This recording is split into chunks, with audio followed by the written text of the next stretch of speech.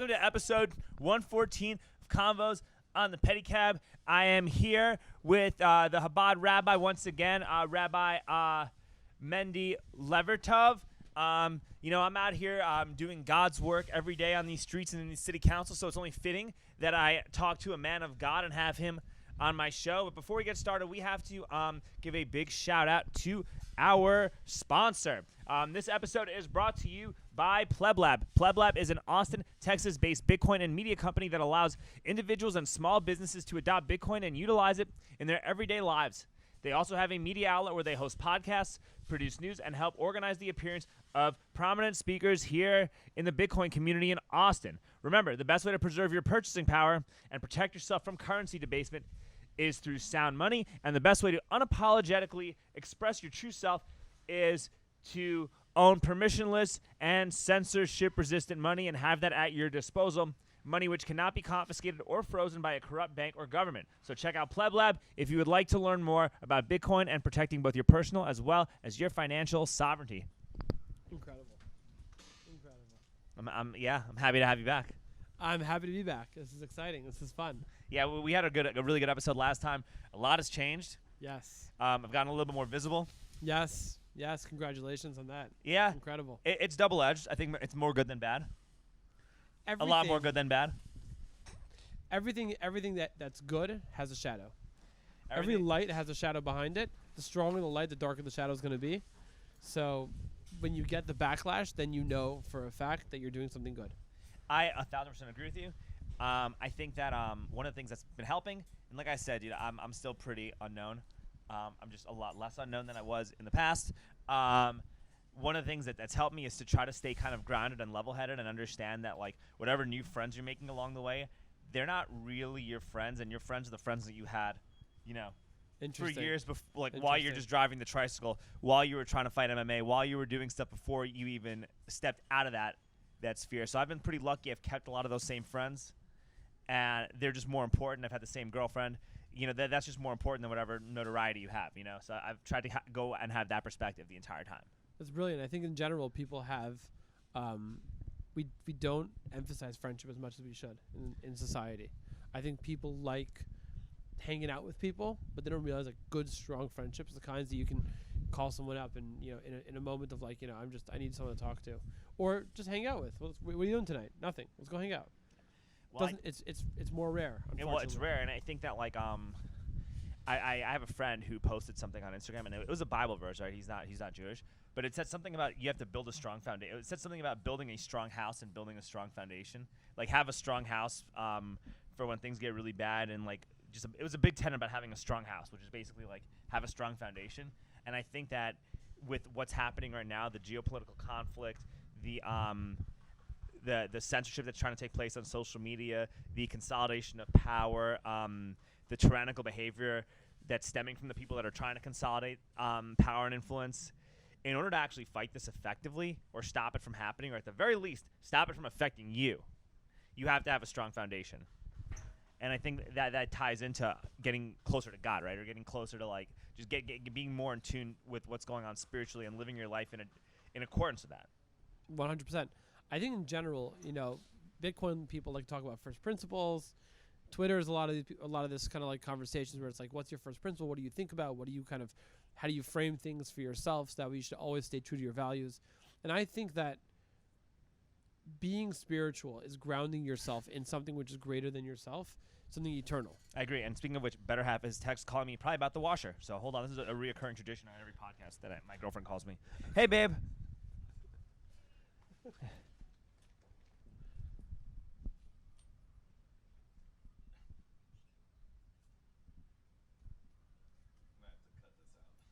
No, it's fine. You can keep that. That's fine.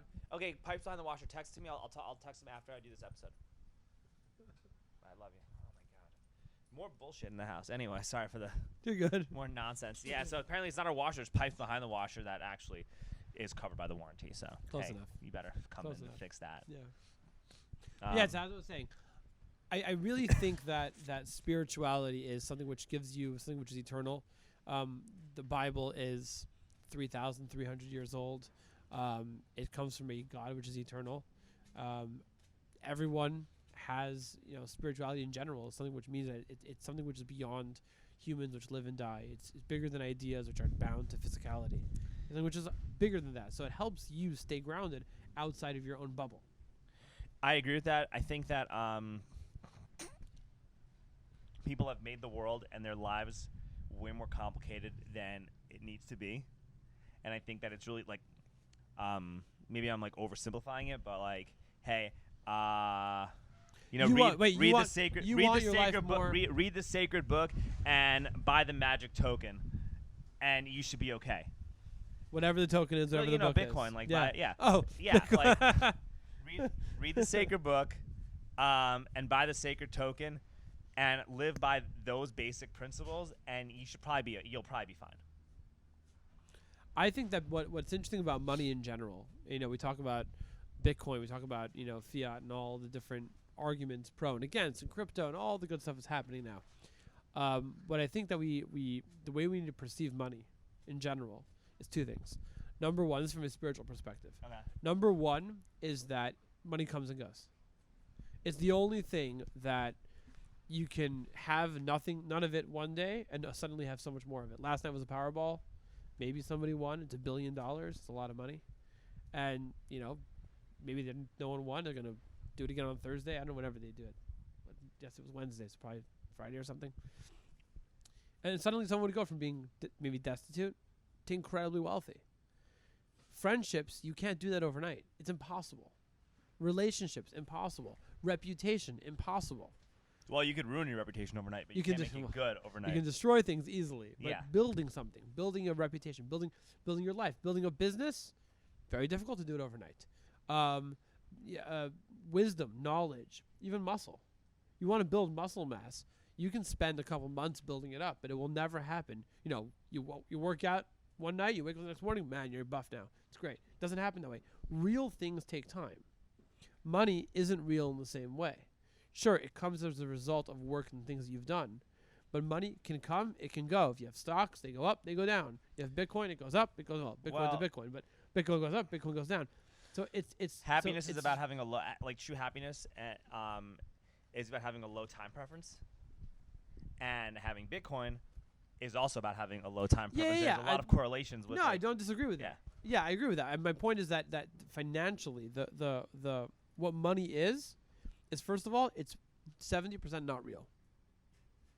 I would put it as more, but money's important. You need it for stuff, right? But having a ton of money, people's paper valuation goes up, it goes down, it changes, because you can gift it to somebody, and that's the other side of money, which I think is very powerful, is that money is a way to capture spiritual energy.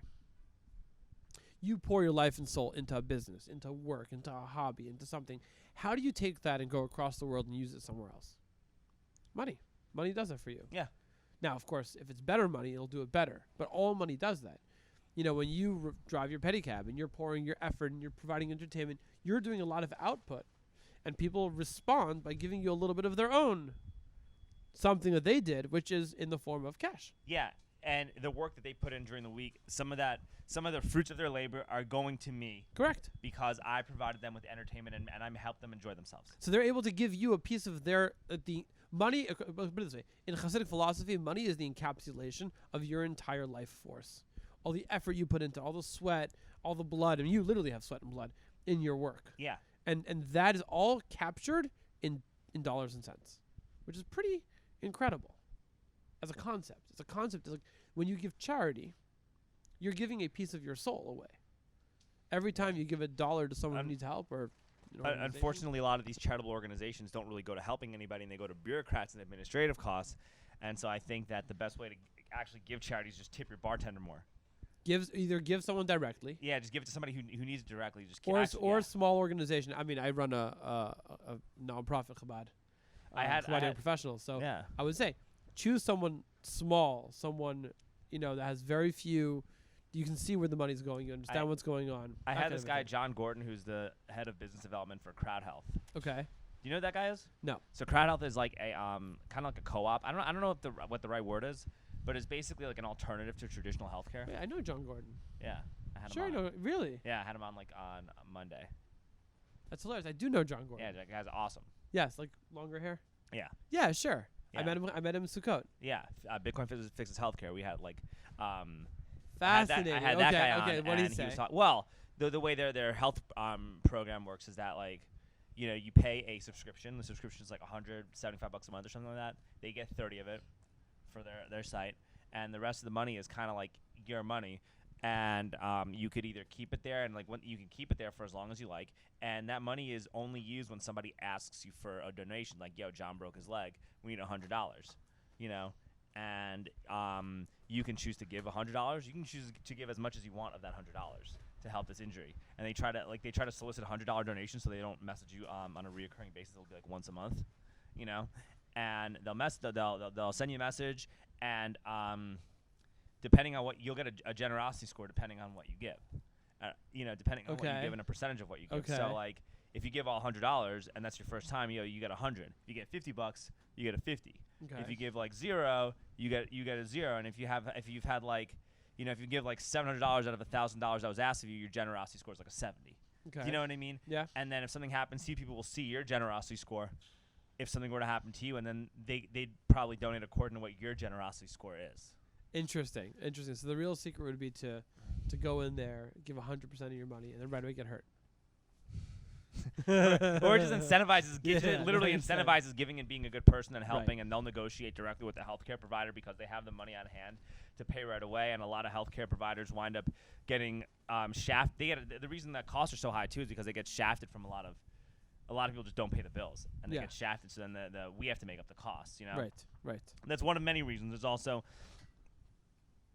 You also have to spend 80% of like whatever the premium is when you pay your insurance on actual medical bills, and so the companies will just continue to raise the premium for all that stuff, you know. So it just kind of like takes away a lot of the bureaucracy and puts it back in the hands of individuals and smaller communities. Interesting. That's very interesting. So I think that's an organization like that is a good organization to like give charity to. I think it's great to see these things that are very innovative and new. They're trying to take a crack at something which is, you know, kind of an old system that's in place that no one really knows. Everyone's been scratching their heads and trying to figure out how to fix it.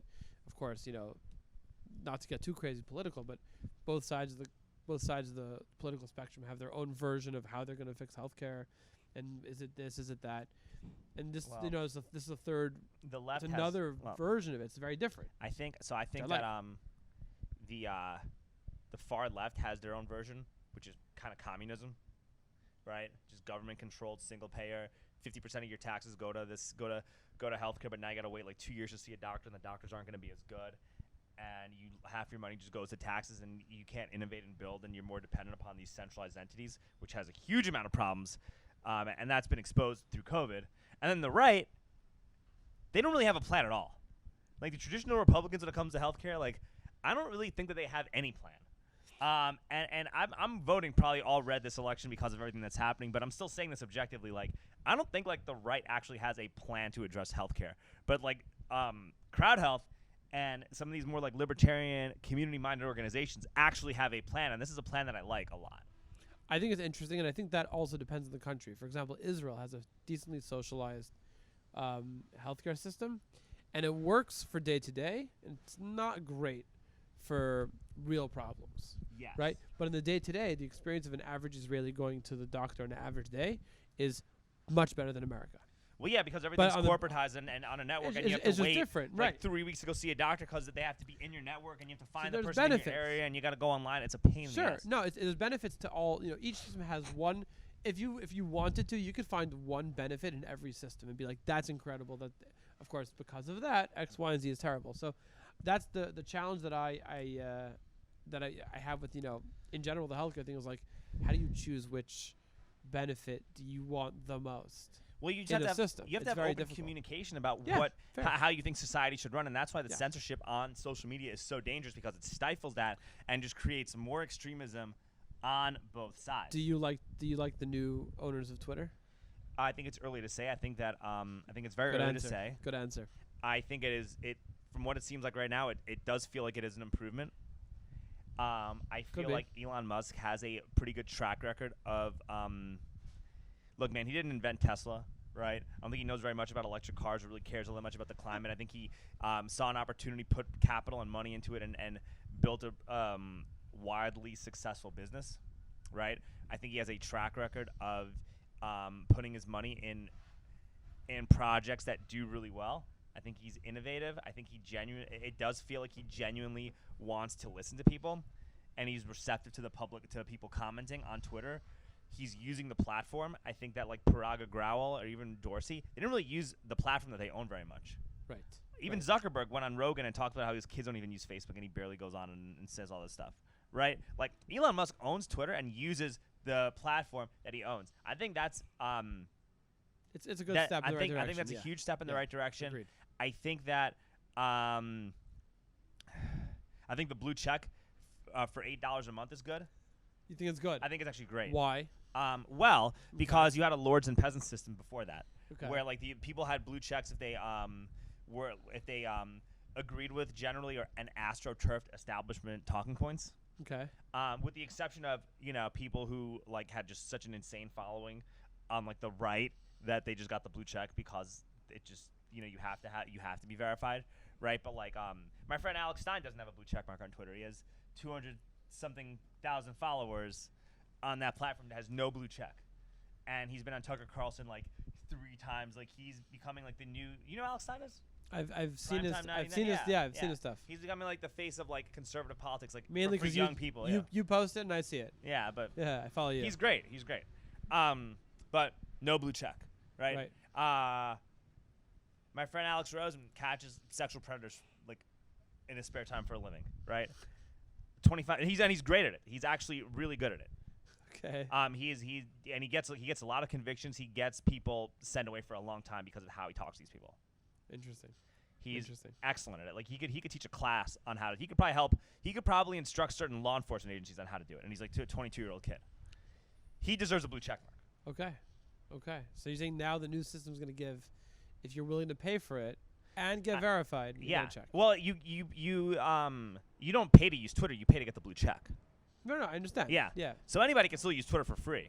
And what it also does is it safeguards Elon Musk from having to be owned by giant mega corporations and having to moderate his content and run his platform based on the whims of mega billionaires. Well, and I think his big goal. I mean, again, I noticed that it was on Twitter. Yeah. He didn't explain himself too much, but it seems like no spam and no bot is paying for a blue check mark.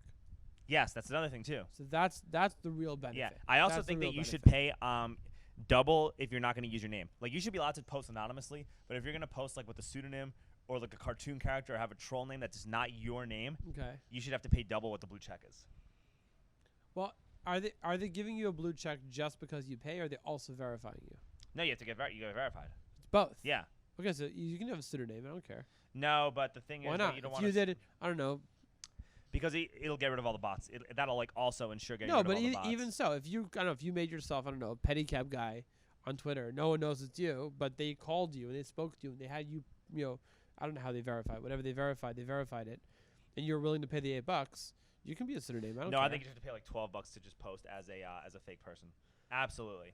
I really think that. Elon, if you're listening to this, I think you should. I think you should be allowed to. Strategy. Pay an extra $12. Pay $12 a month to post as a fake person. Because honestly, like anonymous accounts are not good for the platform anyway.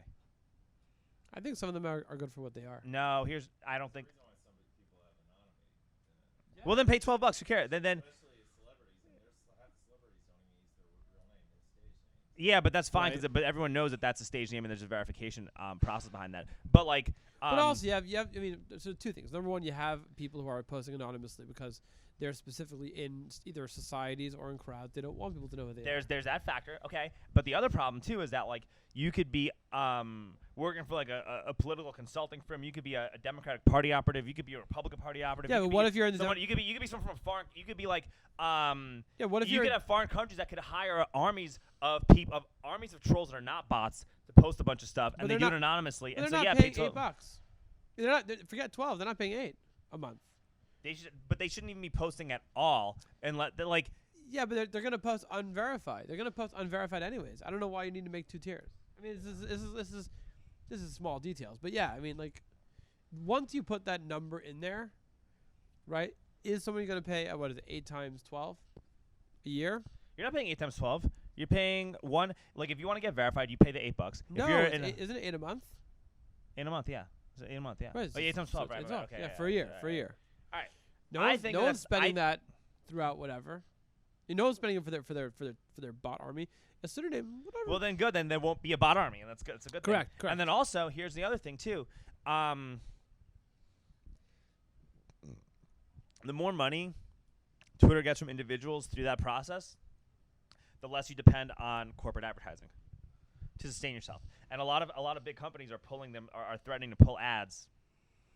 The head of Jordan, but it is something you got to safeguard against. The head of the one of the advertisers from the Jordan brand said that they are threatening to pull ads from Twitter if Elon Musk doesn't do a better job of regulating speech, which is also crazy because you literally use slave labor from China to make the shoes, and you're now you're trying to lecture on. We're going to content, have which a is very insane. interesting next couple of months as far as we have a bunch of big stuff coming up.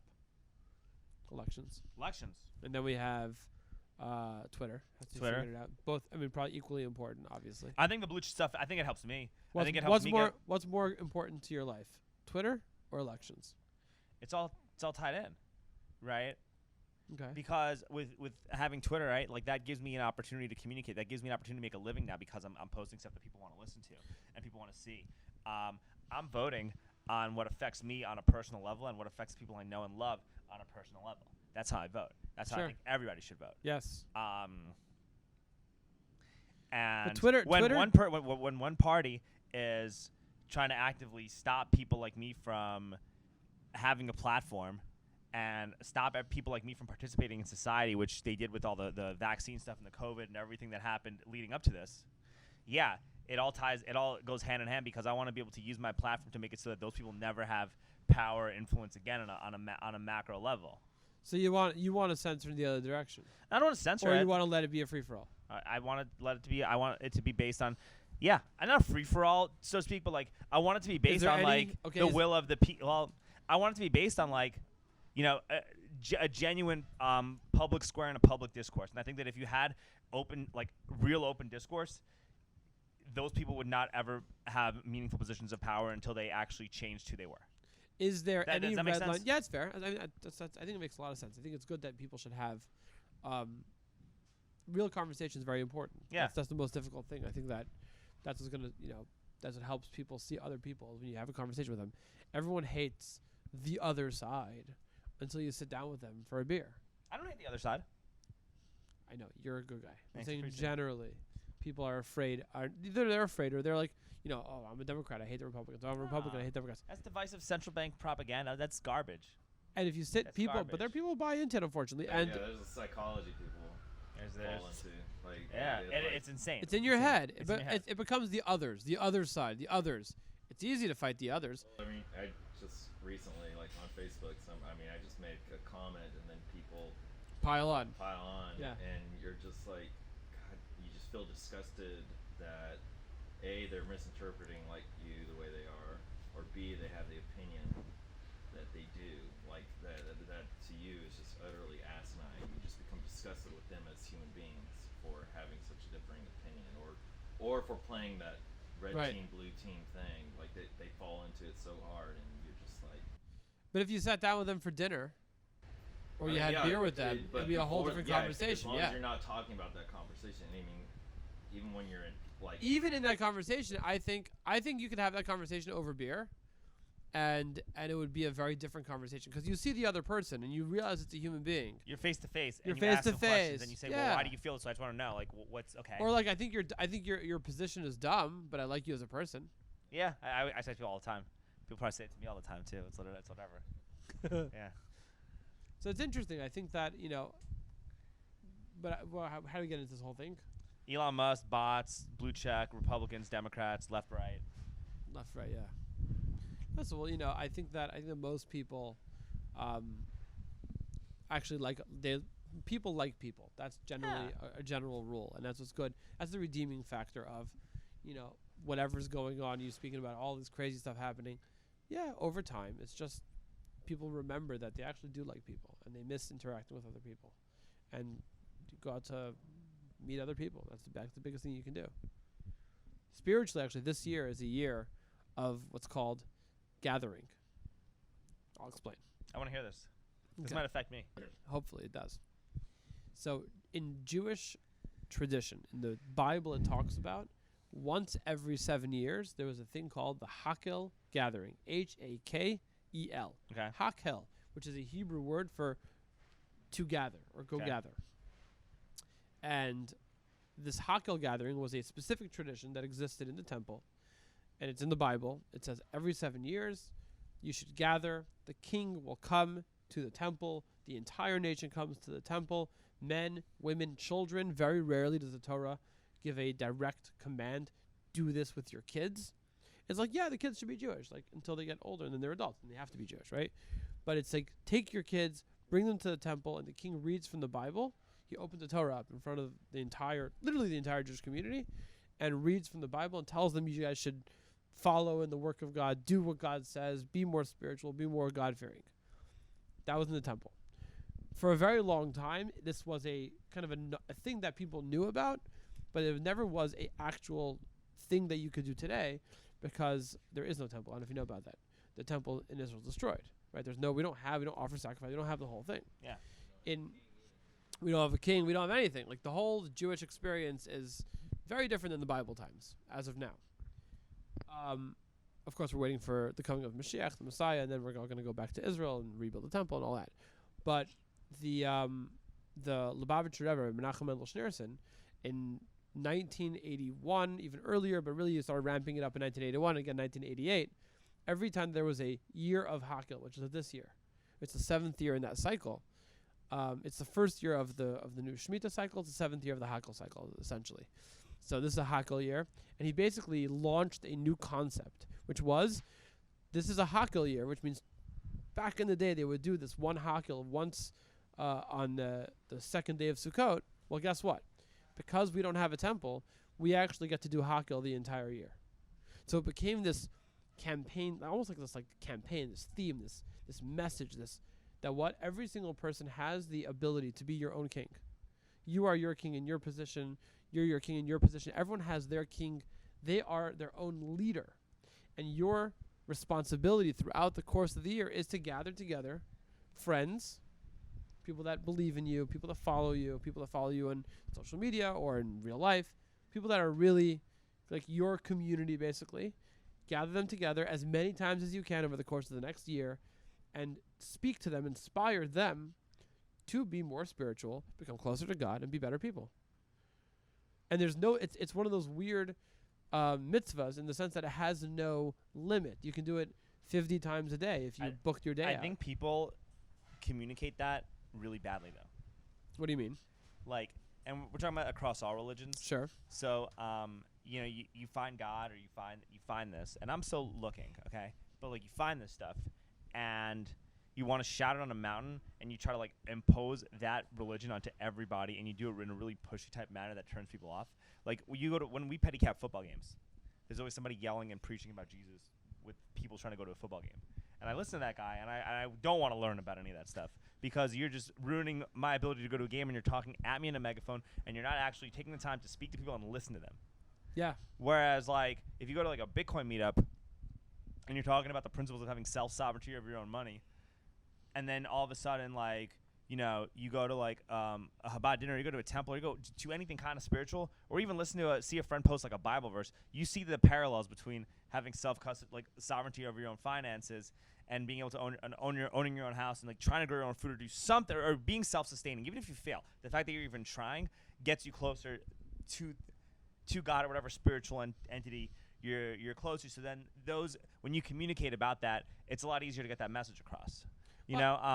Like I was working last night, and like my friend was saying, one of the pedicabbers was saying, like, yeah, I just think it's ridiculous. Like, oh yeah, God's gonna hate me because I touch myself at night and XYZ. And I'm like, well, no, that's not gonna happen, right? And like to think like an imaginary man in the sky is gonna yell at you because you touched yourself at night and did a biological urge, that's kind of silly. But like let's just back up a second. Like, how do you feel like looking at porno on the internet, rubbing one out, compared to like having sex with like your wife trying to have a baby afterwards, right? Which is gonna feel better, Or how would you feel? How do you feel if you went to a bar and took some girl home from a bar that gets around with a whole bunch of guys, right?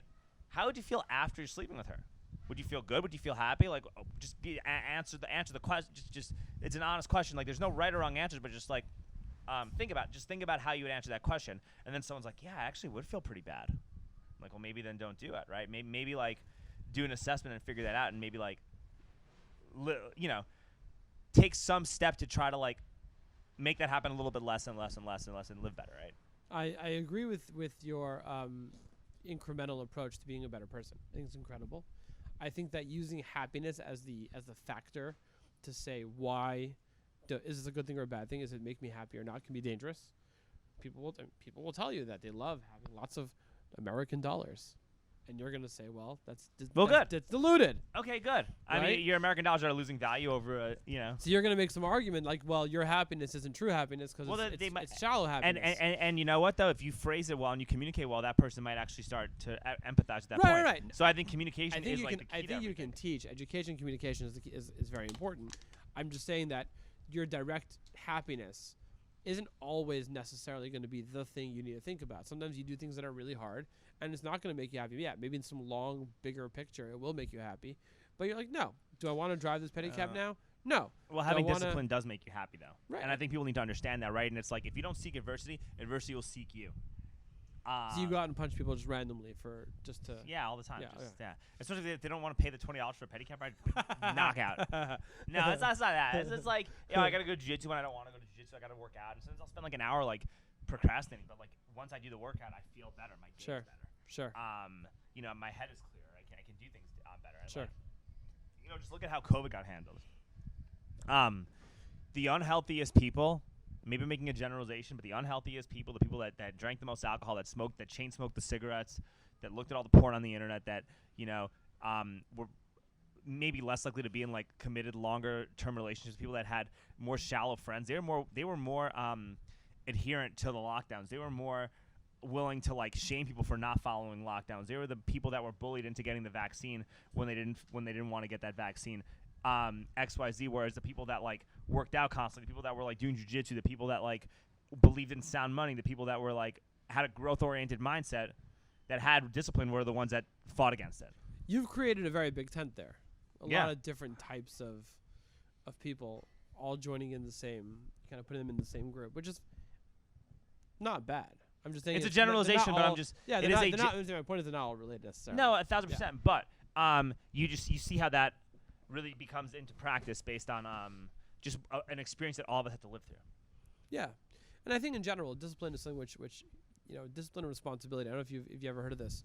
Viktor Frankl, the one who Viktor Frankl is a very, very famous psychologist, and he created a philosophy called, I'm gonna remember it, logotherapy. Mm-hmm. Logotherapy. He wrote a book called Man's Search for Meaning. Okay. Which is an incredible book, very interesting.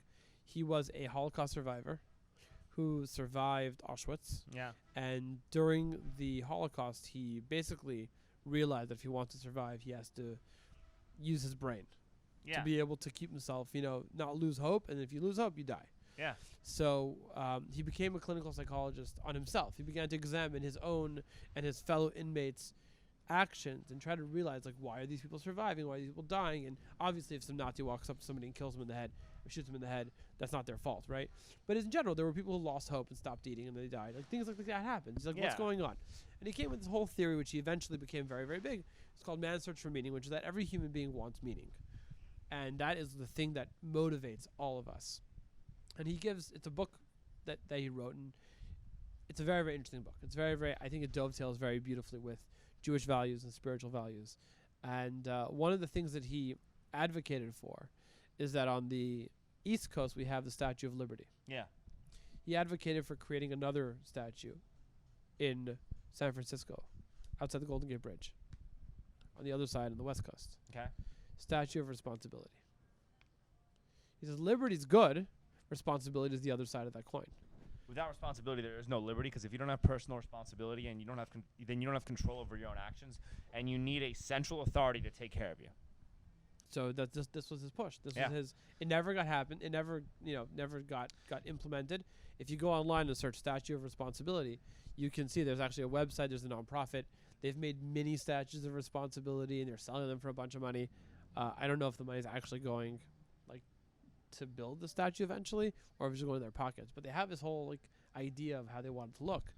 But I think it's a cool idea because I do think that that is something which, you know, and I'm not going to make a generalization like, oh, all the young people are forgetting this, blah, blah, blah. No, there's a lot of young people that I'm actually really bullish on humanity because I actually see a lot of people my age and younger that are like adopting those principles and Of responsibility. Yeah, those principles are actually making a comeback, which I think is great. I think it's great. I think I'm speaking here more to myself. Like, I have to remember that I need to be more responsible. There are times and places and ways that I'm like, you know, I'm doing things. It's working out. It's okay.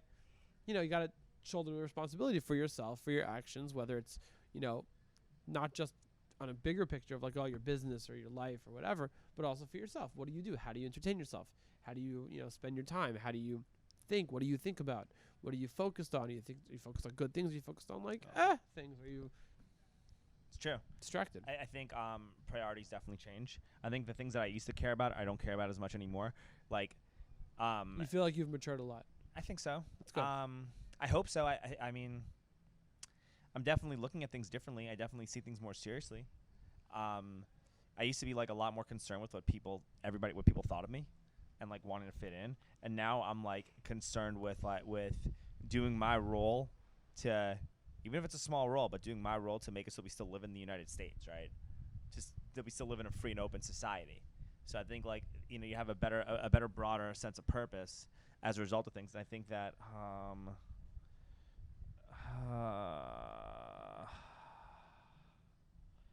okay, this is fun. We gotta pay for a plumber. Oh, good stuff. All right, but yeah, I mean,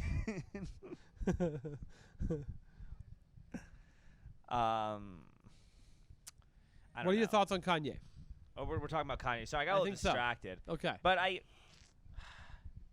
discipline Discipline. it leads to responsibility.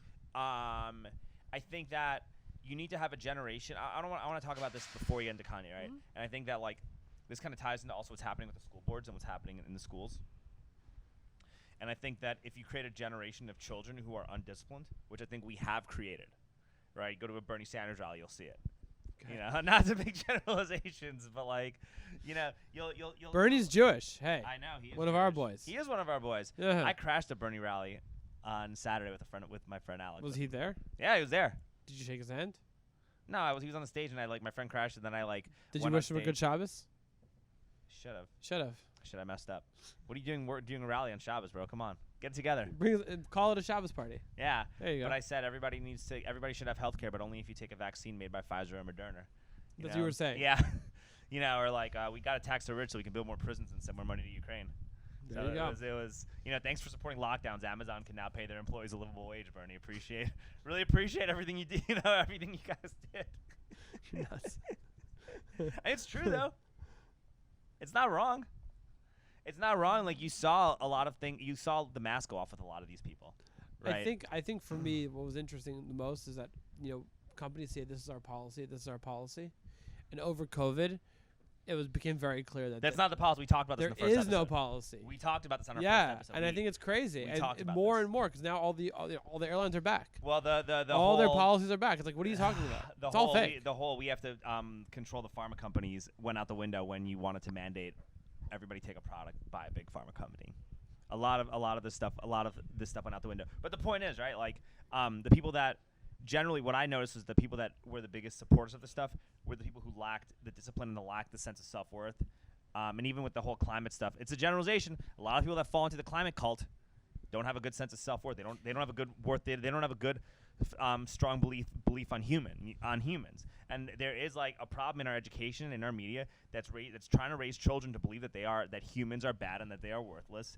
And when you raise children with a sense of inherent worthlessness, you abandon principles of discipline and responsibility, and then an undisciplined child that lacks responsibility and accountability for their own actions, combine that with a negative sense of self-worth that has been ingrained to you, you're going to be a lot more susceptible to need a centrally governing body to take care of your basic needs, which will therefore cause them to control every aspect of your day-to-day life. There is a solution for that, a small solution What is it? Has a massive impact. It's called moment of silence. Okay, explain. The moment of silence is something which was it's in most schools. I mean, Texas has it mandated. I don't know if schools do it. It's being mandated across the country, state by state. It's becoming more and more popular. Where basically in the morning, either Pledge of Allegiance, pledge the flag of America, whatever they do, and then a moment of silence. And what it is a moment for personal reflection. For those students that want to pray because they're religious, they pray. If the family's atheist, kid can think. The teachers don't inform the children what to think during the moment of silence. It's 1 minute, 60 seconds. Some schools do 2, and basically, the goal of it is to give open space before the day starts. Let the child, the student, these are could be up to 12, 13, 14 years old. Let them think about something, and if they don't know what to think about, they're supposed to go back to their parents and say, "You tell me." The kids ask their parents, "What do you think I should be thinking about?" There's a couple. That's a good start. And it's a start. So if you want, the parents are not involved. 1 second. So first of all, kids come to the parents. Parents don't have a choice. Yeah, and when kids come to a parent and say, "Tell me," or instruct me, or how many kids badger their parents for everything? All kids do that. That's what kids do. Kids are born to make their parents crazy until they grow up and they have their own kids, and their kids make them crazy. Yeah. That's the job. So a child gets from their parents what they want. A kid comes home from school and says, "We had this moment of silence. I don't know what to think about." So if they're Christian, they're going to say, "Well, this is what you think about." If they're Jewish, they're going to say, "Well, think about God." If they're not particularly religious, they'll say, "Well, think about the value of humanity and being a good person." Or they think about your value as a person. Think about God. If they believe in God, God created you. You're a good person. It's one step. Sure. What you also have to do. It's not going to solve everything at once, but it's huge. You also have to restructure who we let, how we pay teachers, and and what it means to become a teacher. So you say tax Amazon to pay more teachers? No, I pay say teachers more. Restructure how we pay teachers. I don't think we should tax any. No, I don't think that should be the case at all. We should pay teachers more. I think we should pay teachers based on what they produce for society. Yeah. You measure what they produce based on 30 years later. No, you you measure it based on how their students perform in the real world once they get out of school. So I think it's 10 years later. Hold on. Well, that's why younger teachers get paid a little bit, get paid less, and the longer you've been teaching, the more you wind up accumulating. No, you can't. Yeah. No. Yeah, absolutely. What are you talking about? First of all, it's too late. Second of all, the good teachers, a lot of them are young teachers because they have a lot of energy. No, bullshit. That's not true. No, because the problem that's another problem too. The problem is that a lot of teachers, they'll go from high school to college to graduate school to being in a classroom with no real world or lived experience. That's fine. You should That's fine. You should have lived practical experience before you start teaching, then molding the future of America. No, absolutely not. What? I think that a lot of people are. That's the most. Okay, I want to hear this. Absolutely not. I think a lot of people have. Depends 2 things. Depends what you're teaching. Number 1, and number 2 is realizing there are people who are good at teaching, and there are people who are bad at teaching, and weeding out the people who are bad at teaching and getting rid of them. People who are good at teaching have it in their bones. It's a instinctual skill. You can train into it as well, but there is a skill. It's like a lot of things. Being super strong, right? You can be born with it. You can also get there. But teaching is a skill that is extremely, extremely powerful, difficult to do, very difficult to do. And if the main purpose of teaching is to help children process their own emotions, if the main purpose of teaching is to help children learn how to solve conflicts, if the main purpose of teaching is to teach children how to problem solve, and the main purpose of teaching is to teach them values and ethics, which I think those are the 5 things that kids need to know. Math, literature, history, all those stuff but come all afterwards. those values are learned from real world experience. No, it's not true. Yes, it is. No, it's not. I disagree with you completely. Those values come from your beliefs and come from the system that you are part of. Real world experience helps cement those values. Cement, very nice. Your ethics don't come from how you spend time on the street doing a pedicab. Your ethics come from what you have understood from your education, from your thought. But me doing this job has made me a more well-rounded, more grown-up person. And if I were to become a teacher now, I'd be a much better teacher than if I just became a teacher out of college and that's all I knew was teaching. I'd be much better at reaching and communicating with students to actually help them on a long-term level. Yeah, I think that in a lot of ways, though, real world experience. You need to be out in the world first before. Yeah. If you want to be effective, maximize efficiency. I mean, yes. I have a cousin who's a professor, but he didn't go to college to become a professor. He was he did detailing and ran a business and. So we're talking here. So there's young teachers and there's college. I think it's I think it's different. I mean, there's definitely, when it comes to children, elementary school, grammar school kids, then yeah, I would. It's not as imperative, because at that point, all they need to learn, is basic behavior, math and grammar and all that. That's the reading most important thing, right? The fundamentals. And how to use your head, how to think. Right. Yeah. And I think that's the most important thing, and I also think that I do agree that the older a teacher is, the more life experience they have, they're going to be more mature, well-rounded, and things like that. I don't think that's not true, but I don't think you need that to be a good teacher necessarily. You can have my point is, you can have a 25-year-old or 22-year-old or a 20-year-old incredible teacher, and they'll have huge impact. And college is different, because what you're talking about something very different. You're talking about vocational skills. Yeah, vocational skills or philosophy. And you're saying that, well, your philosophy might sound good, but you need to be out there in the world before you can test if your philosophy is great. I agree with that. I think that maybe we should make a rule that professors need to be a certain age. I think there's a lot of. You know what I'm saying? They need to be a certain age. They can't be in the academic system until then. Unless they're just academics and they're, I don't know. We could make an argument. We could have a whole episode on Yeah, academia. Yeah, That would probably last about an hour. probably. I think that's something I think that we need open dialogue to figure out how we fix our education system, because what we have right now is not working. I think that there's parts of it that are not working. I happen to know some teachers in the charter school and the public schools here in Austin. Some of them are mediocre. And some of them are fantastic. Incredible. Some are fantastic. Incredible. They're dedicated. I mean, my wife knows a girl who is a special ed teacher, and it's very difficult for her.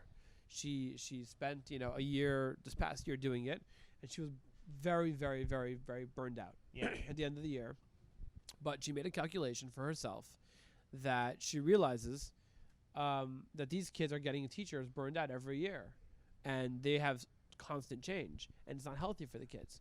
So she looked within herself and gave herself a decent summer vacation, and basically bulked up and prepared herself to do another year. And my wife asked her, like, why are you doing another year? Don't you hate the job? And she's like, I love the kids. It's very tiring, but because I care about my children, these children so much, I'm going to do another year. That's incredible sacrifice. That's crazy. That is incredible. It's incredible. And I don't think she's hating every single minute. But if she was looking at it like based on like a happiness scale of like, oh, what makes me feel good, she would never do it. But she looked at it from a responsibility scale. Coming back to responsibility. She's like, I think my responsibility to my students to be the best teacher that I could be is actually give them another year. And I know a few other teachers in town. Incredible. I mean, my kids have really incredible teachers. I think you're going to see education get revamped the way crowd health is. In what way? Like what's you your? I see you're creating a company now. What's the creation? You're gonna start getting it so that like you're a certified teacher, and your kid, like the parent doesn't want their kid dealing with the mess that's in public schools, right? You don't need to go into why. What do you think? What do you think about school vouchers? I don't really know enough about school vouchers to have a discussion. I just know it'll make my tuition go down, so that's what I like about it so far. Well, that's good. But I just don't know enough. I don't know enough about school vouchers. Correct. I haven't looked into it enough to have an intelligent conversation about That's school fair. vouchers. That's fair. So, I don't know yeah. the repercussions of it to the system. But I do think. But that, I am like, pro. For the record, okay. I am pro school vouchers. They don't Alright. ever ask me. But like, okay, so let's say, I'm a school teacher in the community. I don't like how I'm being treated by the school district.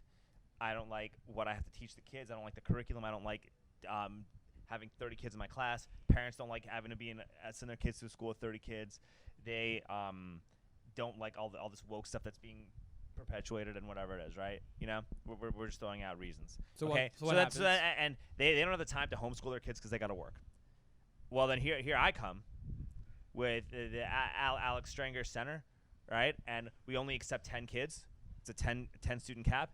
You pay $250 per week. Each student pays $250 a week to attend my school. Okay. And so you get 10 kids. Like 6 to 7 hours a day, right? A normal school day. And you communicate with the parents what you want the curriculum to look like. Everybody kind of is in agreement. You teach the kids what they got to do to prepare for the test to a point, right? But the main thing is you focus on like teaching them how to garden, teaching them about sound money. You teach them about like okay. So you're essentially saying you're just going to open a school called the Alex Stranger School, and that's it. In other words, There are. But a bunch of anybody can private just go do schools. that. You can just go do that. Anyone like, can do that. No, I can do it tomorrow. you just do it right in your own house instead of having to like open up a full school. You just do it right in your own house. Yeah, but there's a reason why schools do what they do, the way they do it. Not public schools, but private schools. Perhaps, but you might start seeing more of that type of decentralized education start manifesting itself. And That's I think possible. that would actually be a good thing. Depends. I think it depends. And in other words, I don't disagree. I think that it's going to be very difficult to find. I mean, the school system right now is struggling to find good teachers. People don't like that. Being a teacher, leave aside the fact that financially it's not very lucrative at all, right? It's a very difficult job. You're doing like 7 or 8 jobs at once. You're doing a lot of stuff. You know what I think, and you might not agree with it, but I want to talk about Kanye right after this. Sure. But like, okay. I think that 1% of my paycheck, your paycheck, everybody's paycheck, you take a list of the most impactful teachers that you had in high school and middle school and elementary school. Send the money back to them? Yeah. Yeah, but it doesn't help you. Because you're talking about people who are like, now they're like, what, 60s, 70s? So yeah, they're broke their entire life. Now they're going to go on and have a good vacation. No one's going to do that. You would never come out of college and be like, you know what? I'll go into this job, and if I'm good, then I won't be broke from the time I'm 50 and on. That's crazy. Well, it could also be less. What if you get LeBron James What if you get LeBron James? What if you get the next Yeah, Elon Musk? but but then you're going to be more encouraged. That's the difference. But then you're going to be more encouraged to want to actually get as many of your students to make as much money as possible because you will start to actually see a benefit from that. So what if you have a kid who's a really, really difficult kid? His name's Alex. Yeah, Okay. He's a little kid. He's ADD. And he doesn't enjoy school at all. And you're going to help him really kind of ramp up his thing. But it takes a lot of your time and a lot of your effort. You're not going to be able to do that for every single kid. And you see this kid, and you're like, look, this kid is for sure never going to make a decent dollar in his life. Yeah. What, because somebody has ADD? No, because you look at him and you realize the situation and where he's in and which community you're in and whatever. So the incentives are totally misaligned. You want the system in school to be as equal opportunity as possible. Okay, that's actually a good point. I see that makes sense. And also, the reason why schools are big systems and the reason why everyone pays tax to send their kids to school, in other words, you're paying tax that goes to schools even though you don't even have kids yet. Yeah, I know. Right? And everyone's paying tax. Why are they doing that? Because we understand that as a society, it's very important that we have schools. Schools are expensive because you need to do. There's a lot of stuff that goes into making a school and being good at what it is. Now, the reason why I'm pro school vouchers specifically is because if I'm paying tax to go towards schooling, why should my tax go to schooling in a system that I can't even participate? I mean, I could participate in it theoretically, but I can't actually participate in the schooling because I have values that I believe very powerfully in, religious That are values, different Jewish values. from what's in the public school. Correct. Yeah. So I think that a school voucher system will allow us to maybe do what you're talking about. But not every person open. You don't want to open a school in your house. You never want to do that.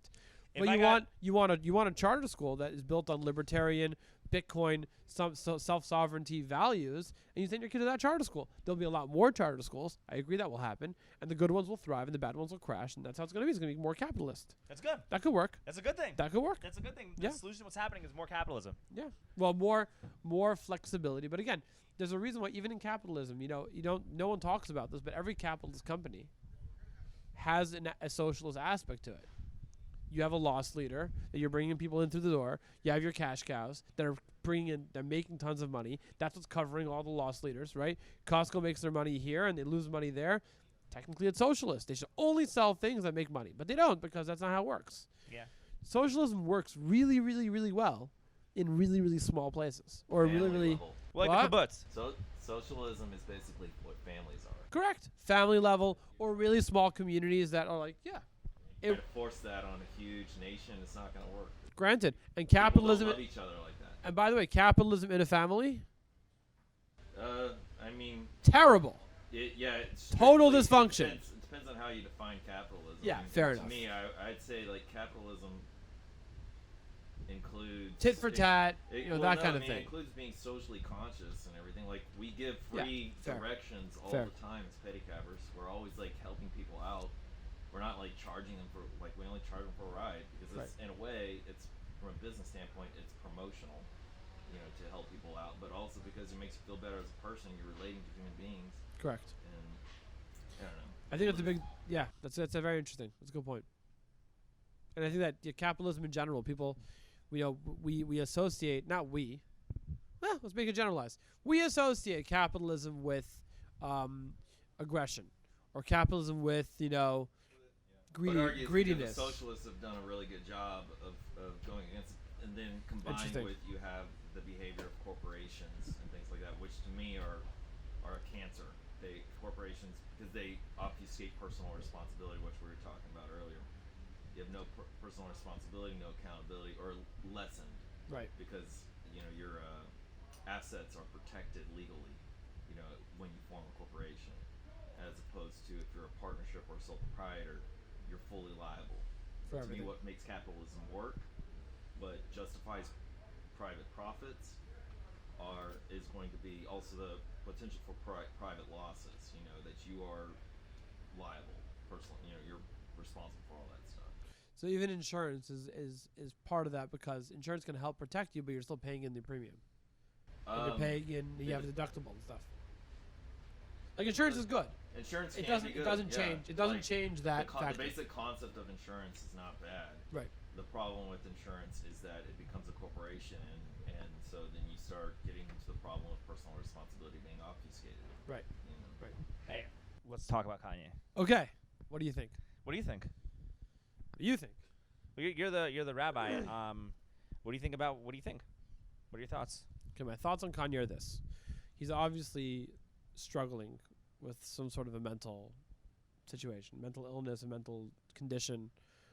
That's clear. That's Yes, extremely I agree. clear. There's something that needs to be addressed. I mean, he needs to go Exhaustion, see a doctor. some bipolar, some symptom of schizophrenia. It looks like it's bipolar. There is some, And I'm not a doctor, and I will Yeah. not diagnose. there is something that should probably get looked at if you had a foundation, if you surround. And this is the thing about building a strong house. If you had people that actually Cared about you, yes. and you kept them in your circle, you wouldn't be giving all these crazy interviews Yeah. on a reoccurring basis, and you wouldn't be letting. And it's the truth. Like a lot of right wing outlets are kind of exploiting him.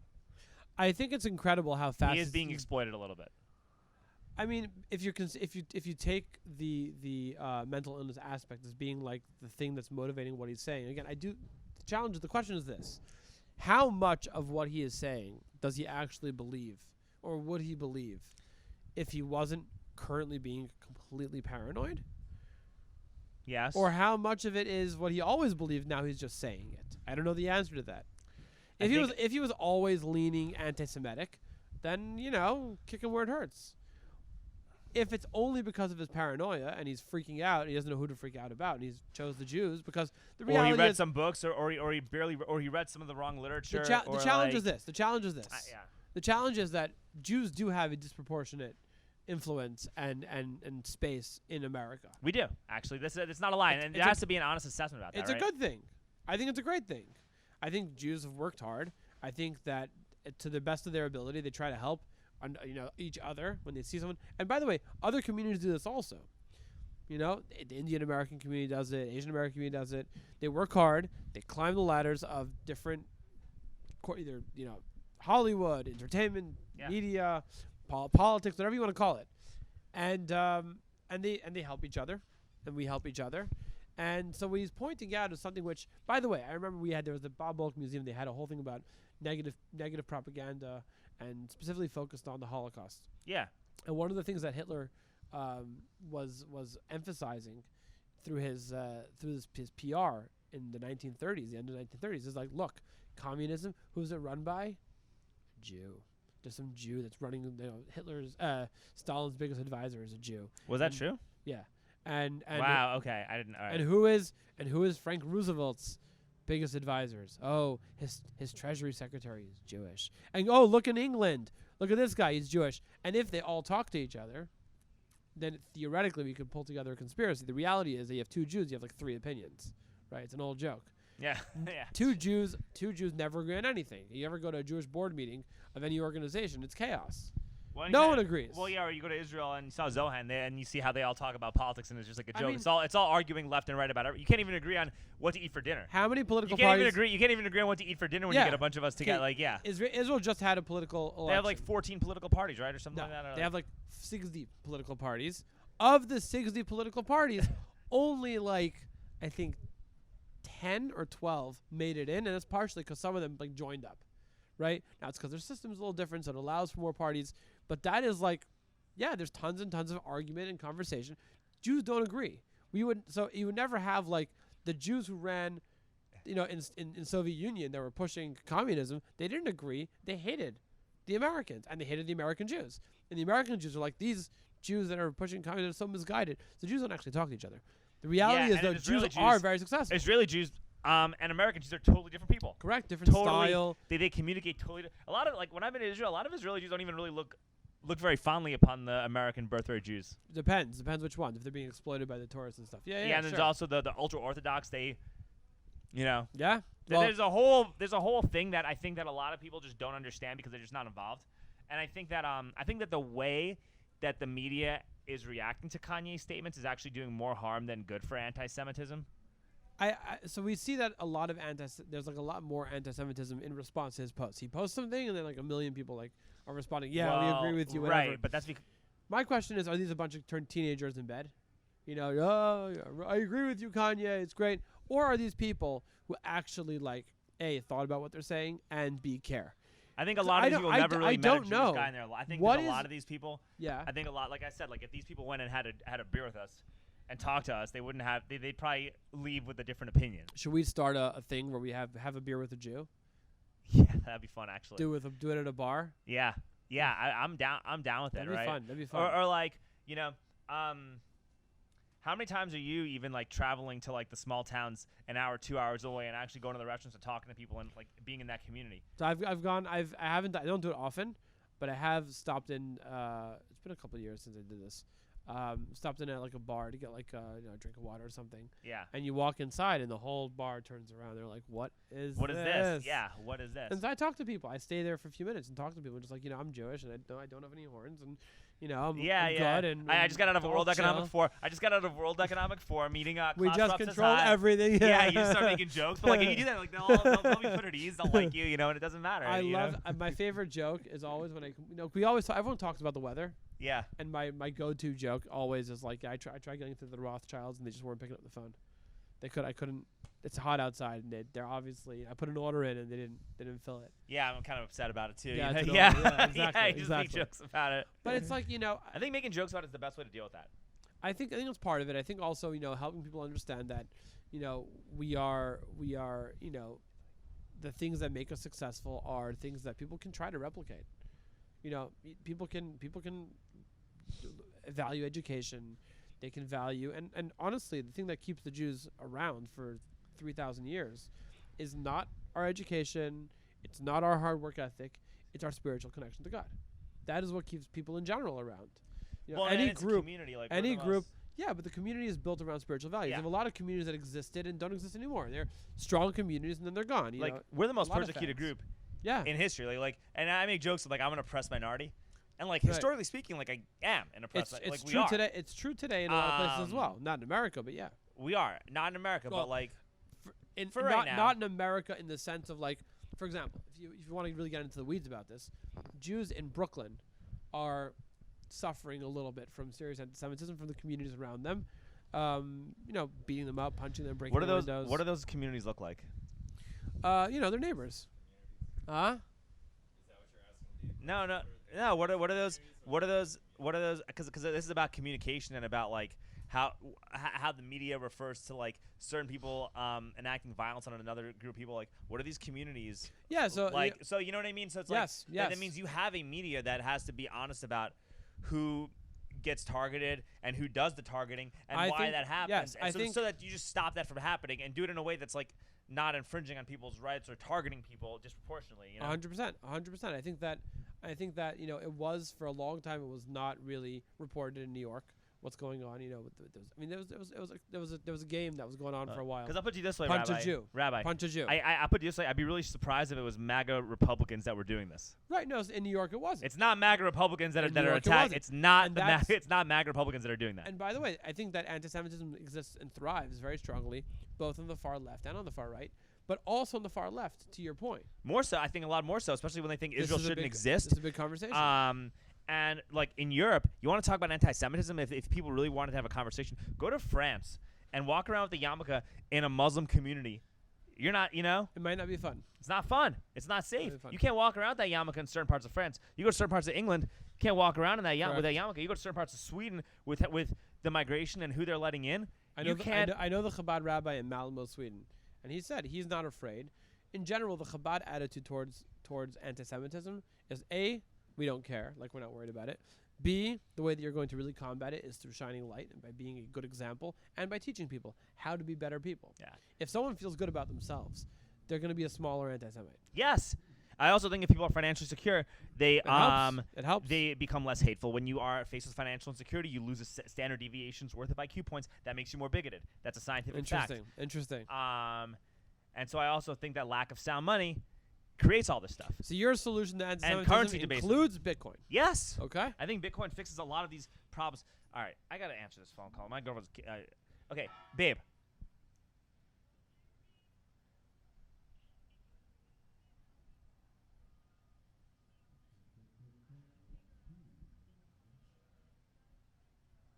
You're gonna have to let Speaking me. of your point about how so many Jews were so many communists were Jews. Yeah, which is something that I've read that Hitler he would be in a cafe debating all these Marxists and communists and stuff, and that's when he realized how so many he made that connection. I'm gonna call Tim when this is over with.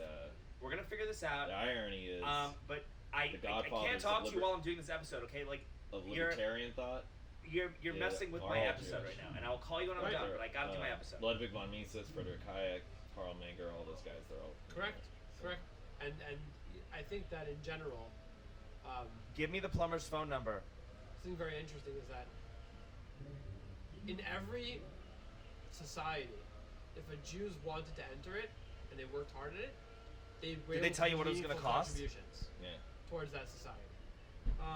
So the big capitalists, I want their phone number. Jewish. Yeah. The communists, Jewish. Socialists, Jewish. We only haven't had Jewish racists.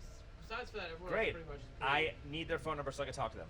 we've contributed to every Because it's society. my house and I have a say in this. Give me their phone number, please. I love you. But if somebody were to ask you, okay, well, why is it the Jews are in all these places of influence? And your response is, My response like, is how did they get there? If My it's not response is- some weird conspiracy. right. No, it's collusion. not some conspiracy. It's hard work, and it's through.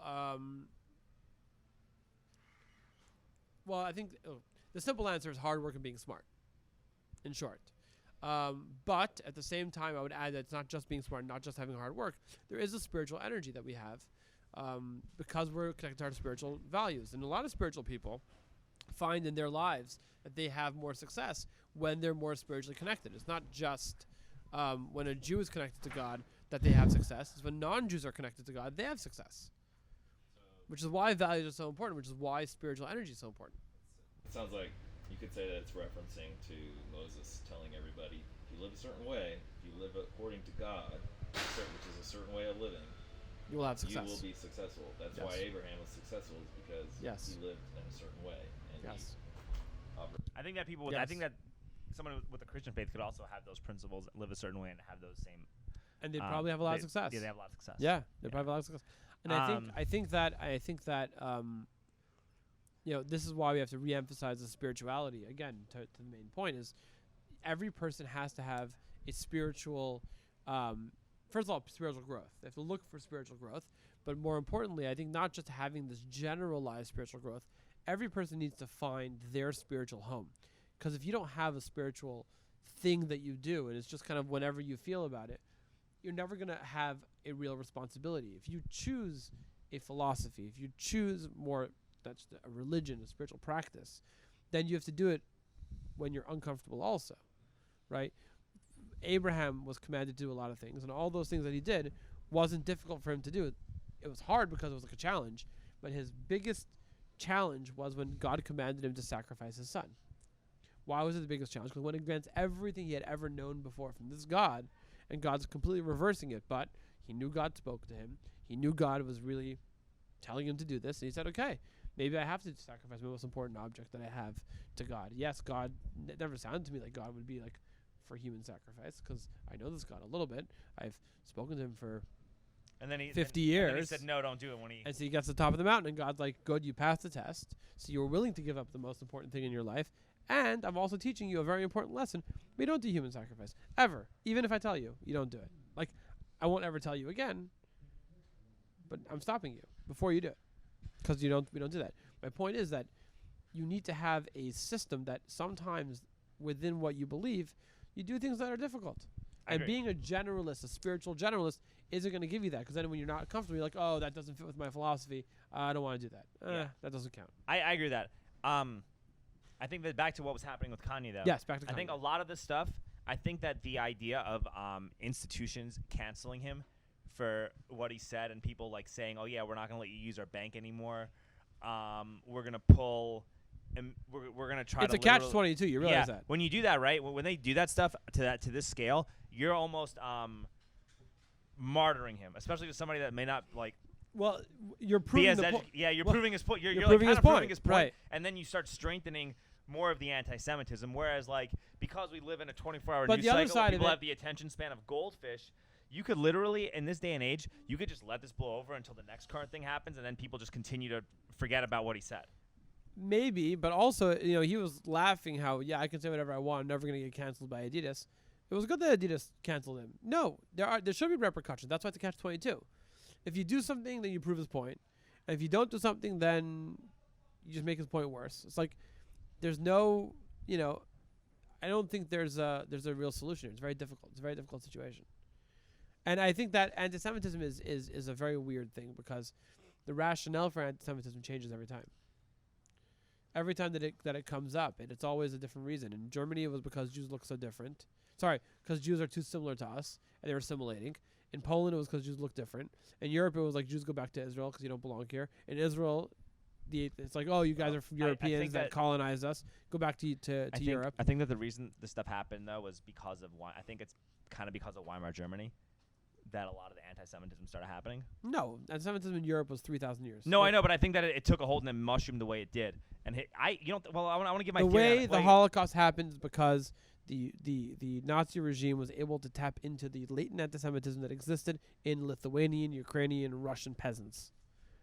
That's how it happened. Ukrainian, Hungarian peasants. And in countries that were less anti-Semitic as a whole, like Denmark and Holland, they had less death because people were willing to hide the Jews. And not who did the killings? Who killed the Jews? Nazis. And Ukrainians mostly, and Lithuanians mostly. And Polish people, mostly. They did the hands-on killing. They did the head bashing. Okay, Nazis were very elegant about their death. Okay, but then I'm just saying. But you galvanized an entire German population to elect this guy to be chancellor. And yeah, but I don't want to take away responsibility. I don't want to take responsibility from blaming the Nazis for what they did. They did terrible things. I want to add more people into who is responsible. I'm learning something, and I like that I'm becoming a student and learning. I'm just offering a perspective. I'm just offering one perspective of many perspectives. Sure, sure. And one of my one perspectives of these many perspectives is that, when you have currency debasement, like what happened in Weimar Germany with how they hyperinflated the currency, you enhance wage gaps. You make a lot of these pre-existing problems infinitely worse when people financially start struggling, especially at that level. They lose IQ points. They get dumber. They're more susceptible to become hateful. All of that stuff happens because of circumstances, because of society, because of what we were allowed and not allowed to do throughout history. Jewish people have gravitated towards banking. And I want to talk about how that's occurred because I don't really know full well exactly why. Okay. And that'd be interesting. Okay. So Jews have gravitated towards banking and all that stuff. And then you see central banks manipulating and debasing currencies. And a decent amount are probably Jewish. And Hitler could point that out pretty easily. Then all of a sudden, boom! Now you fueled some latent hatred, and you mushroomed it, and you got it released from its dormancy. And then when you have somebody like Kanye talking about this, like there are a lot of Jewish executives that really screw over their rap artists.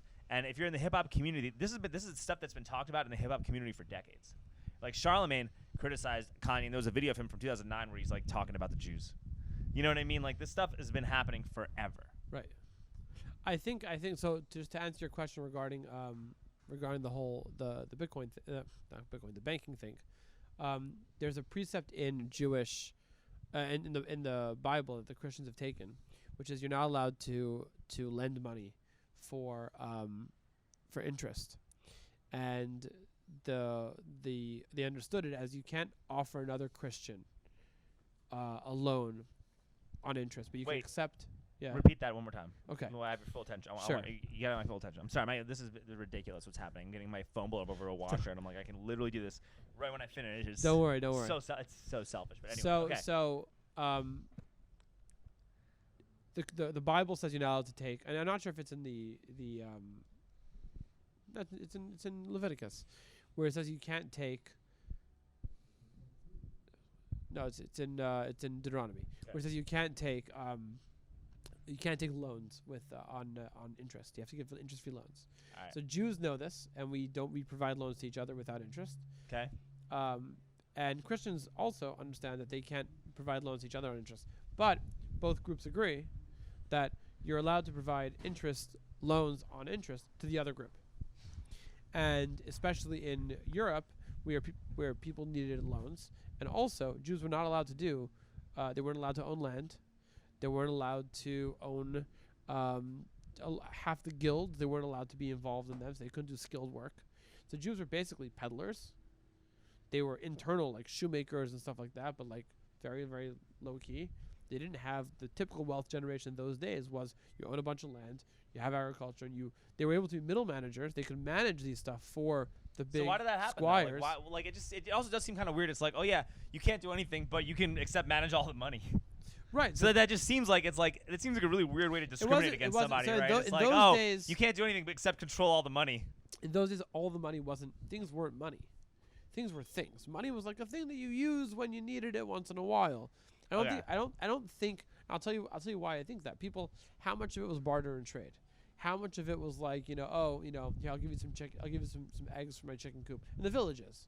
Not like the big cities, but in the villages, yeah? Yeah, probably a lot more barter, yeah. Probably a lot more barter than trade than it was, actual cash. Or gold. Or gold. Well, they had gold back then. It was gold. Yeah, no, they had money. It existed. But I think that it was like one of the things you did. Like, I'll fix your wagon, do me a favor, and come help with my barn next week. I'm gonna build it up.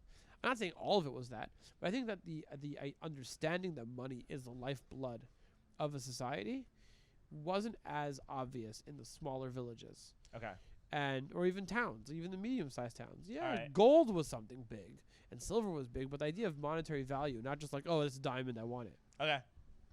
So they didn't realize when they were giving the Jews the idea that they could do the money, they didn't realize that was giving them the keys to a big part of how societies run. Do you think a lot of the Jews who had that knew, or do you think there was a couple that just saw an opportunity and just took it? Well, I think Jews did whatever they could to make money. Not in a bad way, because remember, the Christians were very happy the Jews could do that, because then society can't run if you don't have credit. And you only have credit, and you only have loans if you have someone who could give you a loan. Okay. And the only way that makes sense is if you have a little bit of interest in it. That's how it works. So basically, Jews were not allowed. Why were Jews not allowed to do all these other things? Oh, because they're second class. But why? Why did that even? But why? Depends who you ask. Some say it's in some people say that it's an old Christian value. I don't believe that. I don't know. Okay. I wasn't around. I don't know enough. There is an argument that is a strong argument. Martin Luther himself.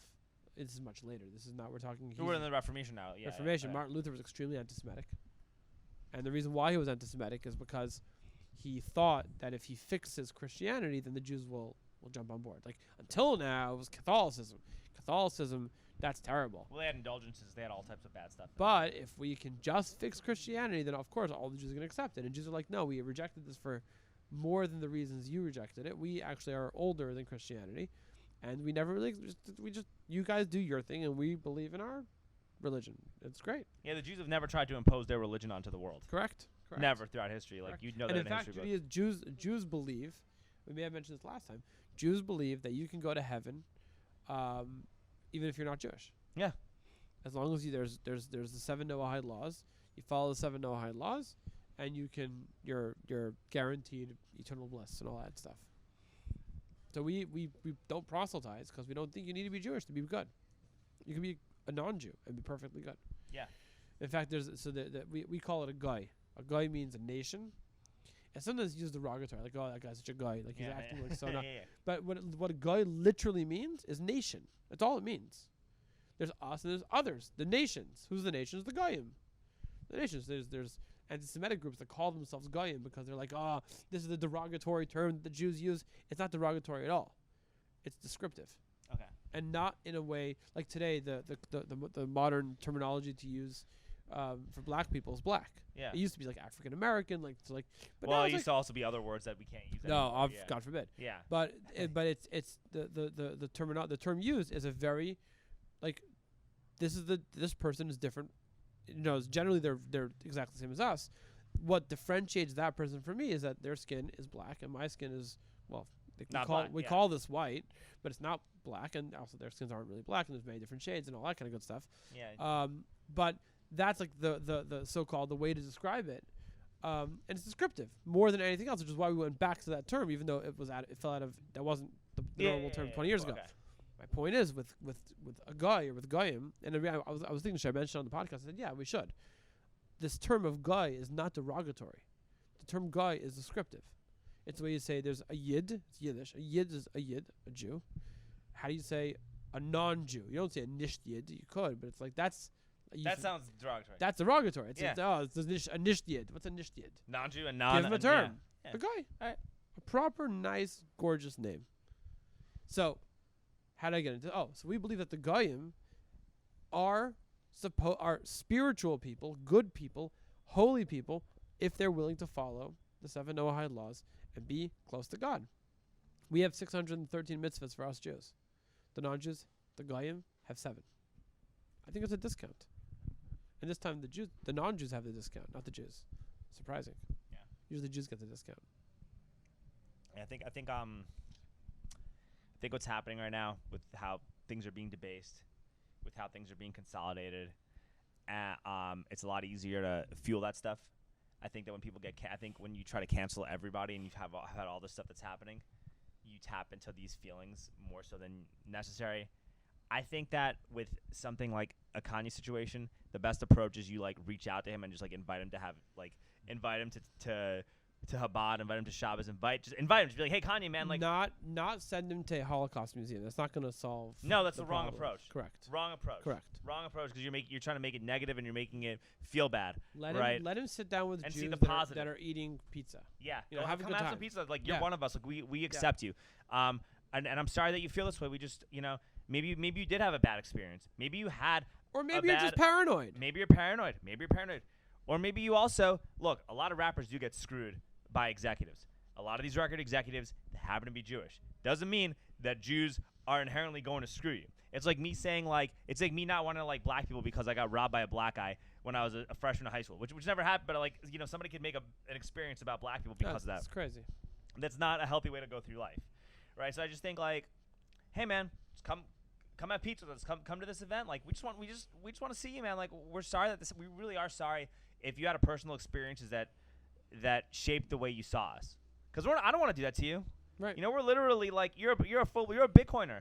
You don't like central banks. You want sound money. You don't want currency debasement. You're not like in bed with the World Economic Forum agenda. You weren't discriminating against people for not wearing masks or getting vaccines when they went to temple. Like you weren't doing any of that. Like why would somebody vilify you? It's crazy. I think in general, that one of the interesting things that this is what's coming to a head in a certain sense is that there's a phrase in Daniel, in the book of Daniel, which says that when the Messiah comes at the end of days, there's going to be clarity. There's going to become clarity. Things are going to become more crystallized. Things will become whitened. In other words, they'll become more clear what's going on. And I think that is what's happening today. I think that the anti-Semitism that has been on the rise on the last couple of years. Some say, some don't. I don't really know. I haven't experienced much more of it. I don't experience it. I'm not but worried. What I think in Texas, is that more people. I think that this idea that things are coming out and it's being cleared away, like the financial system is being going through its examination with Bitcoin and with, is it going to be the same system? We're going to change things up. Just the idea of making more transparency, making more clarity, is a sign of what we would call Mashiach, Messiah. People call it end of days. I don't like calling it end of days because it sounds very scary. But a time, a utopia where people are all going to have a good life and be able to become closer to God. And that's what we're all working towards. Every mitzvah that we do, every good deed that we do is bringing us closer to Mashiach. I agree. And I think that you're going to get some pain, a lot of pain as a result of it. and you also can get some really Well, bad stuff. cleaning things can be painful. You're gonna get a lot. You could also get some really But bad. hopefully it won't be. I mean, you also. I mean, I don't know if you believe in this, but like I used to watch the History Channel stuff, like the Antichrist and all that, No, I don't believe in it. where like you have to have a certain number 666 to go. But like, I actually kind of am worried about that because Nothing. You Nothing. don't see relics of that with like the vaccine with what they try to do with the vaccine pass and the digital QR code that you have to show. It's like Nothing. I mean, you can be upset about those stuff regardless. It doesn't have to be spiritual. You can just be upset about it for moral reasons or whatever. yeah, well, because it like literally destroys But your I'm saying, connection but to as far as God. spirituality, absolutely no. I don't believe in any of that. Our understanding is that Mashiach is going to be a person that comes who is going to be a messenger from God, a king, and he's going to lead the Jewish people back to Israel, rebuild the temple, reestablish the Jewish kingdom, the Jewish nation. I mean, kingdom sounds a little kind of funny, but the Jewish nation is going to reestablish, the Jews in the homeland. But more importantly, he's going to bring a era of utopia Well, what about everyone who's not? for the entire world. What about the non-Jews? How So are the they? non-Jews are going to stay where they are. They don't have to move to Israel. No. But the non-Jews are going to also. It's going to be. It's not. Mashiach doesn't come to the Jews. Mashiach comes to humanity, to the world. And what it's going to be is a time of great prosperity, and happiness, and essentially, utopia. Whatever you think utopia is, that's what it's going to be. And it's going to be just no conflict, and we're going to have creativity, growth, all the things that we look forward to and want from life will be there. That happens on a whole new money standard. So you think that Satoshi is Mashiach? Could be, right? I mean, it could be. It could be. I don't You think never so. know. I don't think so, but Well, why not? could be. Because who is God? Like you don't like when you say God, it's an entity. Who's Satoshi Nakamoto? So you think Satoshi might be God? Who It knows? could be manifested through the voice of God. I mean, I'm just hypothetical. No, like, actually speaking, seriously speaking, I think that God works through many channels in many ways. and many people, right? Like that could and be many a, people. Yeah. yeah. And I think Satoshi was definitely definitely inspired by God to do what he did. Is he right or wrong? We'll find out. Can society sustain his ideas? We'll find out. Is Bitcoin the solution for everything?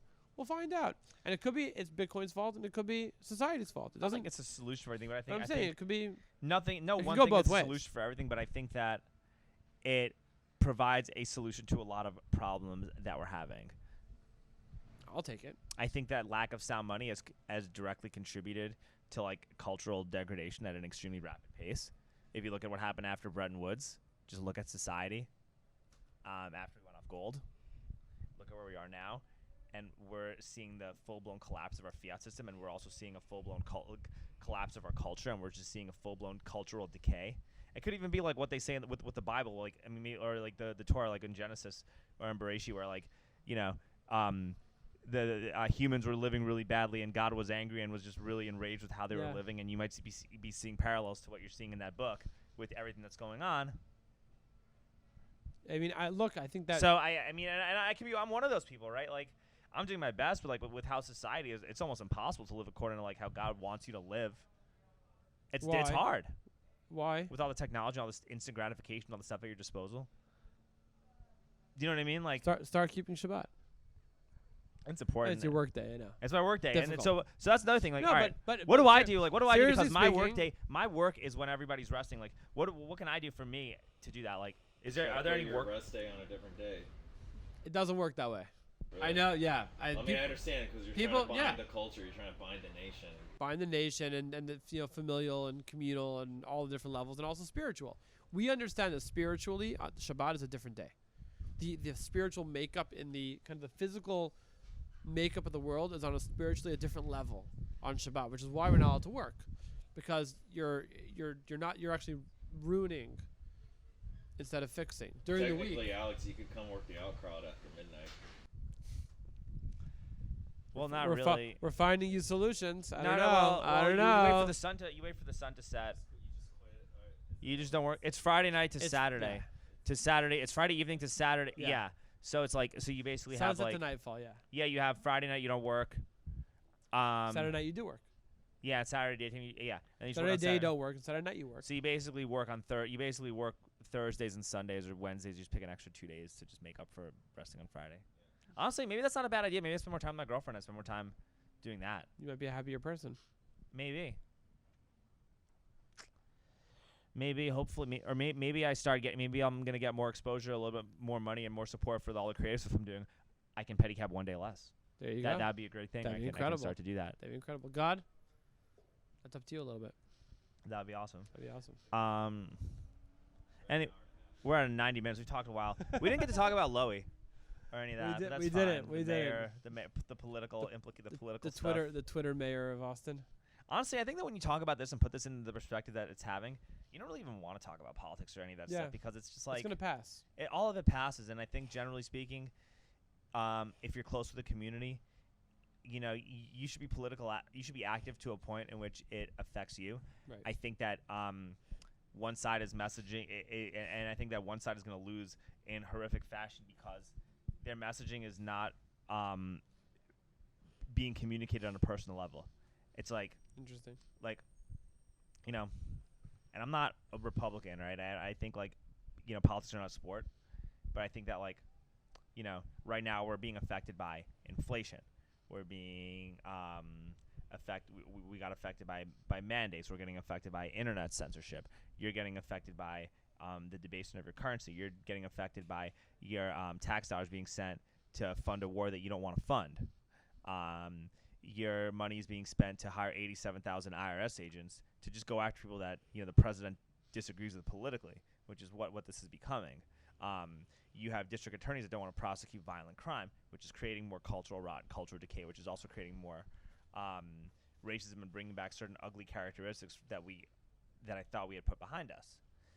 A lot of that stuff is coming back, and one group is hitting those messages on the head, right? And people are responding to it, and the other group is talking about protecting transgender children. And there's nothing wrong with being a transgender adult. There's nothing wrong with being gay. That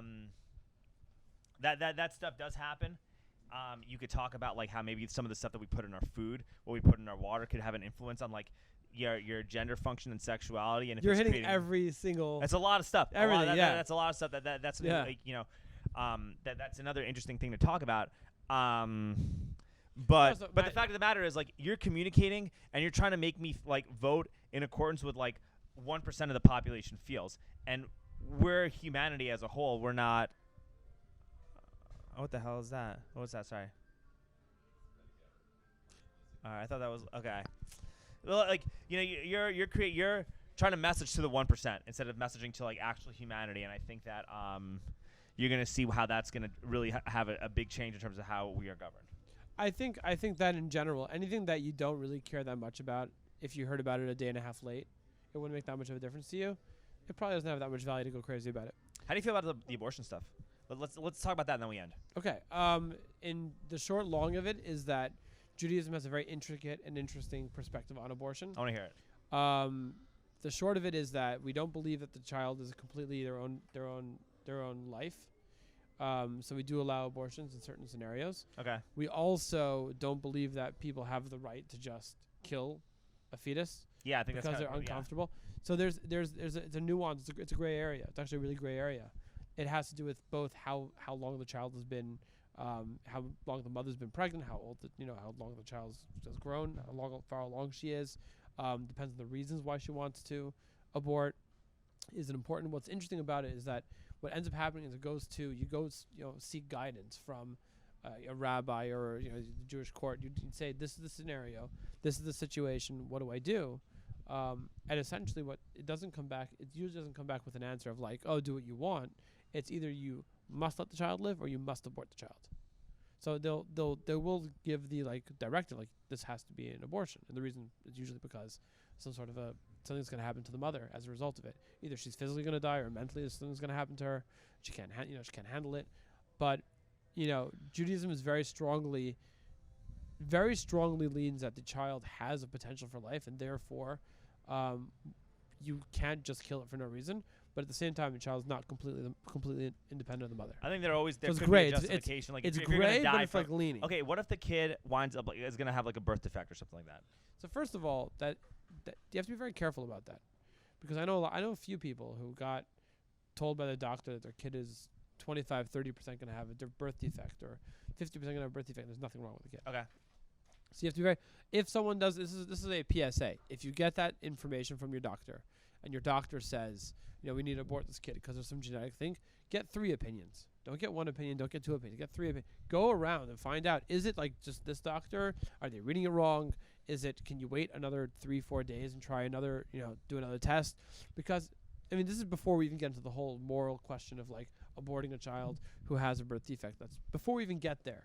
I know tons and tons of people. I wouldn't say tons and tons. I know tons of people who were told by their doctors that there's a problem, and there was absolutely nothing wrong with the child. And again, I don't think the doctors are malicious. They're just trying to protect you and help you with what they think is your best interest. And people who hear that also, that's God forbid, I wouldn't want to bring a kid into the world who's going to die 2 hours later. I hear that. I understand that feeling. But first get a few opinions, and then we can have a conversation. Now, as far as the moral aspects of that's a whole separate conversation, which is like, just because a kid's going to have a birth defect doesn't mean you can't let the kid, come to life. The question is if the kid's going to suffer immensely during those few hours that they're alive, is it better? Or if that kid's going to wind up suffering their whole life because of how they're born too. Like, correct. There also is like a compassionate part of like, it's do you want that's very difficult. Of humans, of how much human suffering you're going to allow? It's very I difficult. don't think the way they did their abortion ban in Texas is good. The way the government the way that the abortion bans have been playing out are very, very weird. I don't like it. I don't like them either. I don't like it. I do think that if you do it after the first trimester, I don't think that abortions after the first trimester should be allowed, because I think you have when you know that I don't know where the line is to be drawn, but I think it's hard to draw an arbitrary line. I do know that the government being less mixed in to the whole question is better. Like, people should be able to go to their rabbis, to their priests, to their spiritual mentors, and have that conversation and find out. What do you say? You're a woman that has experienced. You had to abort your kid. How do you feel about it? What do you think about it? And have the conversation. I also think doctors should have more rights with this too. Like, if a doctor doesn't want to perform that procedure, the doctor should have the right to say no. I don't want to perform that. Right now, doctors don't have those rights. Well, in Texas, doctors are not allowed to perform. It's the other way around. But still. But yeah, I think that the government being heavily involved in these types of things isn't necessarily a good idea. Even if they're going to do things that are, even if the government were to somehow figure out the exact Jewish thing and be like, this is going to be the rule for everybody, I still don't know if it's a good idea. I think that's good. The government should mix out, and we'll live our lives, and it's worked out better usually like that. Yeah, I generally think that what they're doing in blue states with like late-term abortions and third trimester stuff, like, that should not. I don't think that should be allowed. I think that that point. But in a scenario where you need to do that, that should be allowed. But it's a very rare scenario. I mean, there has to be like. Thank God I've never gone through one of those things, and I wouldn't want to. I think it's an I don't envy anyone who has to go through that conversation. I think personally that people should just be able to vote on what they think their law should be. Right, and it's like a multiple choice test, like first trimester, second trimester, and then you direct democracy is very. Well, that's not direct democracy. Democracy is multiple choice A and B. If you let people choose between like 5 different options, and whichever option becomes. But everyone's going to be upset. Everyone who loses is going to be upset. Well, everyone's going to be upset anyway. If you have 5 everyone's options, upset anyway, though. Good. So at least it should be. I don't know. I hear you. It's difficult. I think that it's a much bigger. I think they're making it out to be a much bigger issue than I think it actually is. And I think you've seen that because you barely saw any crazy protests with Roe v. Wade getting overturned. And I thought there was at the Capitol. I mean, there was protests, but it wasn't like George Floyd level. That's true. And if this happened 3 years ago, you'd have seen George Floyd level protesting. If this happened under Trump's presidency, you'd have seen George Floyd level protesting take place. I think that the way I like to think of America in general is America as like a drunk toddler. And it walks down the street, kind of wobbling to the right and to the left. And most of the time, it's trying to move forward. And sometimes it falls on its tuchus. Yeah. And it has to get back up and dust itself off and does stupid things. And, but I think in general, America is a very bubbly, outgoing, drunk toddler. And that's it's what just trying to get to the best we can be. Exactly. And sometimes we fall and we're on the left side. Sometimes we fall and we're on the right side. But generally also, when we wobble. We wobble to the left and wobble to the right. That's a good analogy. I think right now, 3 years ago we were a center-left country, and now we're a center-right country. That's just what I think we are. And I think that whatever we are, we're for sure going to wobble the other direction because we're drunk and we're a toddler. So yeah, I think generally speaking, and we'll say stupid things on the way. Community involvement and being in touch with yourself, being in touch with Yes. your spirituality is a good thing for everybody. The more people that are on that level, regardless of their religion, the less you need big government, the less you need central planning, the less you need that stuff, and the I'll more endorse peop- that. Yeah, so that's what I'll I think. endorse But that. anyway, Rabbi, how do we get a hold of you? Okay, so on Twitter, I'm at Austin Rabbi. My website is yjpaustin.org. And if you want one of these stickers, if I think I have them, yes. Our brand is High Energy Judaism. Where is it? There we go. High Energy Judaism. And if you go to highenergyjudaism.com, I'll send you stickers for free. I'm excited. Rabbi Mendy Levertov, thank you so much for coming, man. I really appreciate that. I got to go deal with my plumbing. This is Thank fun. you very Oh, much. boy.